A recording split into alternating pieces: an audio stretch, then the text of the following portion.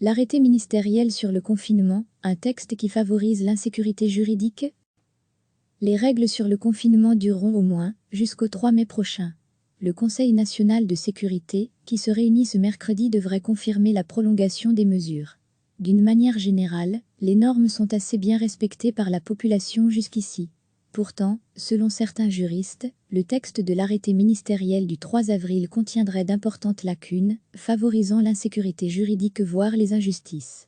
Il y a des aberrations, estime le professeur de droit de l'Université de Liège Nicolas Thirion.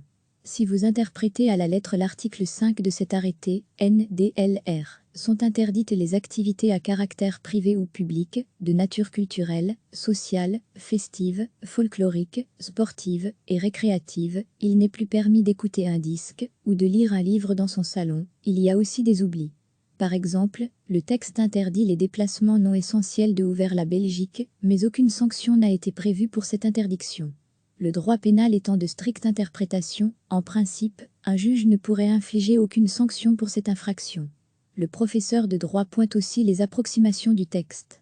Vous pouvez vous déplacer pour prendre soin d'une personne âgée, dit l'arrêté ministériel. Mais à partir de quand est-on une personne âgée, 60, 70, 80 ans? Des approximations qui laisseraient beaucoup trop de latitude aux policiers ou aux fonctionnaires communaux, via les sanctions administratives communales, chargées d'appliquer les règles sur le terrain. Cet arrêté confinement, rappelle Nicolas Thirion, restreint tout de même des libertés fondamentales, aller et venir, se rassembler, entreprendre, l'urgence et l'importance de la crise n'excusent pas tout. En coulisses, certains magistrats relayent la critique. Le texte, imprécis, a été largement étoffé par la foire aux questions, FAQ, publié par le gouvernement, nous glisse un représentant du parquet, mais le texte de ce FAQ va plus loin que l'arrêté. Il interdit par exemple de faire une balade à cheval. Or ce n'est pas interdit par l'arrêté ministériel. À lire aussi, toutes les infos sur le coronavirus. Autre exemple, le FAQ autorise les déplacements en voiture en vue de s'aérer pour les familles avec enfants, jusqu'à 5 ans compris. Ce qui semble signifier, à contrario, que c'est interdit pour tous les autres. Cette distinction n'est pas dans l'arrêté ministériel, constate le magistrat. Idem par la notion d'un périmètre raisonnable pour une promenade ou une activité sportive. Un certain nombre de policiers, semble-t-il, considèrent qu'on ne peut s'éloigner à plus d'une demi-heure à pied de son lieu d'habitation. Et beaucoup de citoyens ont cette idée en tête, mais l'arrêté ministériel n'impose pas cette limite, renchérit le magistrat. Depuis le début du confinement, plusieurs milliers de PV ont été dressés par les policiers. Un certain nombre ont été payés immédiatement sous la forme d'une transaction pénale. Mais la plupart ont été envoyés au parquet chargé d'examiner si la loi a été enfreinte. Et dans beaucoup de cas, nous allons devoir classer sans suite, parce que nous devons nous en tenir strictement au texte de l'arrêté ministériel, et pas à son interprétation proposée par le gouvernement dans le FAQ, qui a peut-être des vertus pédagogiques, mais qui n'a pas valeur de loi. La question va rebondir cette semaine, car les communes ont maintenant la possibilité d'appliquer elles-mêmes, sous la forme de sanctions administratives communales, SAC, les règles liées au confinement. Ce qui va soulager les parquets d'une partie importante du travail.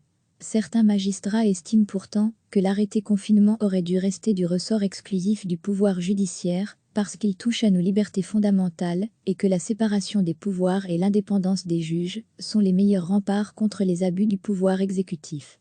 Recevez chaque matin l'essentiel de l'actualité. Les règles sur le confinement dureront au moins jusqu'au 3 mai prochain. Le Conseil national de sécurité, qui se réunit ce mercredi, devrait confirmer la prolongation des mesures. D'une manière générale, les normes sont assez bien respectées par la population jusqu'ici.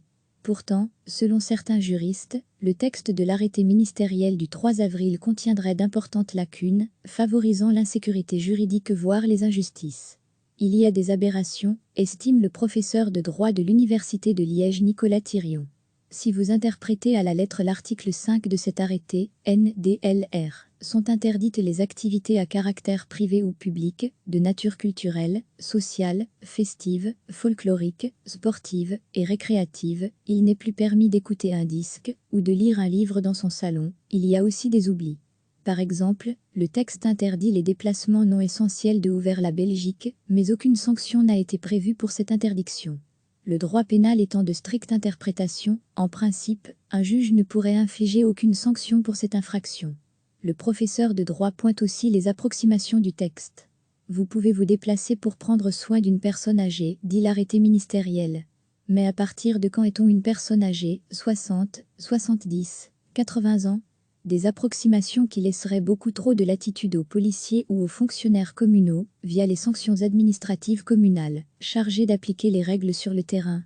Cet arrêté confinement, rappelle Nicolas Thirion, restreint tout de même des libertés fondamentales, aller et venir, se rassembler, entreprendre, l'urgence et l'importance de la crise n'excusent pas tout. En coulisses, certains magistrats relayent la critique. Le texte, imprécis, a été largement étoffé par la foire aux questions, FAQ, publiée par le gouvernement, nous glisse un représentant du parquet, mais le texte de ce FAQ va plus loin que l'arrêté. Il interdit par exemple de faire une balade à cheval. Or ce n'est pas interdit par l'arrêté ministériel. Degré à lire aussi, toutes les infos sur le coronavirus. Autre exemple, le FAQ autorise les déplacements en voiture en vue de s'aérer pour les familles avec enfants, jusqu'à 5 ans compris. Ce qui semble signifier, à contrario, que c'est interdit pour tous les autres.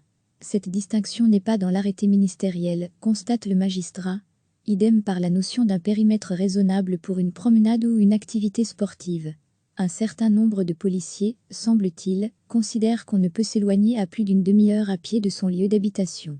Et beaucoup de citoyens ont cette idée en tête, mais l'arrêté ministériel n'impose pas cette limite. Renchérit le magistrat. Depuis le début du confinement, plusieurs milliers de PV ont été dressés par les policiers.